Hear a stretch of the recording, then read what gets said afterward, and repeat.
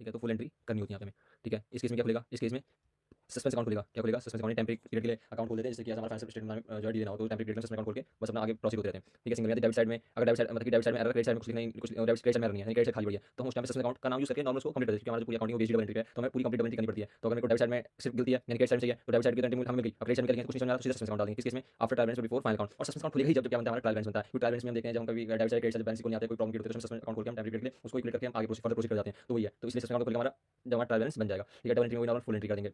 ठीक है, full entry कर देंगे ट्रायल बैलेंस। ठीक है, फिर हम करेंगे सिंगल एंट्री में, इसमें क्या हो सकता है हमारा, इसमें सस्पेंस अकाउंट भी खुलेगा।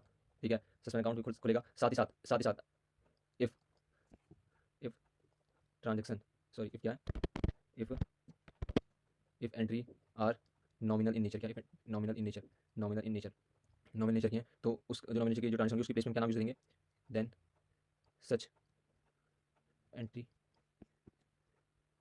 Replaced by profit and loss statement. ठीक है, इससे हम उसको रिप्लेस कर देंगे। इसमें वही फुल एंट्री है, सेम केस है इसमें भी, इसमें भी फुल एंट्री होगी, और सेम केस है नीचे वाला, सेम केस है यानी कि नॉमिनल नेचर होगा, तो हम क्या यूज़ करेंगे, अगर नॉमिनल नेचर का होगा तो वही प्रॉफिट एंड लॉस से रिप्लेस कर देंगे उसे। ठीक है, प्रॉफिट एंड लॉस से रिप्लेस कर देंगे, प्रॉफिट एंड लॉस से रिप्लेस कर देंगे। ठीक है, तो ये हमारा था कुछ बेसिक इंट्रोडक्शन। तो हम जो है सबसे पहले देखा रेक्टिफिकेशन ऑफ एरर होता क्या है, यानी कि हम जब अकाउंटिंग कर रहे थे उसके दौरान कुछ एरर्स क्रिएट हो गए, जिसके कारण हमारे फाइनेंशियल स्टेटमेंट ढंग से सॉर्ट नहीं हो रहा है और गलती क्रिएट हो रही है। ठीक है, यानी कि जो एरर्स हैं वो कहीं भी हो सकते हैं हमारी अकाउंटिंग में, या तो हमें ट्रायल बैलेंस से पहले हो सकता है, यानी कि जनरल में या लेजर में क्या कहते हैं एरर्स क्रिएट हो गए हैं। ठीक है, या एरर मतलब आइडेंटिफाई हुए हैं कब, या तो लेजर में या तो जनरल में जो है एरर्स आइडेंटिफाइड हुए हैं। ठीक है, या तो हमने लेजर भी कर लिया, जनरल भी कर दिया, और ट्रायल बैलेंस भी बन गया हमारा। ट्रायल बैलेंस बनने के बाद अगर एरर्स आइडेंटिफाइड होते हैं तो उसे उसके वो केस बन जाता है हमारा after trial balance but before final account. ठीक है, जो फाइनल अकाउंट भी बन गया, पूरी अकाउंटिंग भी बन गई हमारी, तो उस टाइम एरर फाइंड हो रहे हैं, तो उसको हम कहते हैं उस केस को आफ्टर फाइनल अकाउंट। ठीक है, error identified after final account, ये तीसरा केस। ठीक है, फिर उसके बाद देखते हैं, इसमें देखते हैं दो तरीके ट्रांजेक्शन क्रिएट होते हैं, एक होता है सिंगल, या तो हमारे जो बिफोर ट्रायल बैलेंस है, यानी कि जो एरर्स आइडेंटिफाइड हुए हैं मुझे क्या है बिफोर ट्रायल बैलेंस, वो सिंगल एरर्स भी हो सकते हैं और डबल एरर भी हो सकते हैं, यानी सिंगल एंट्री में दिक्कत हो सकती है, डबल एंट्री में दिक्कत हो सकती है। अगर सिंगल एंट्री में दिक्कत है तो उस केस में अगर वो बिफोर ट्रायल बैलेंस है और सिंगल एंट्री में दिक्कत है तो सिर्फ स्टेटमेंट लिख के हम उसको छोड़ देंगे, आगे क्वेश्चन करेंगे कोई नहीं, बस आपको भी बेसिक क्लियर रखना है। ठीक है, मैं जो मैं बता रहा हूँ ये कॉन्सेप्ट है, इसको देखते रहना। फिर डबल एंट्री,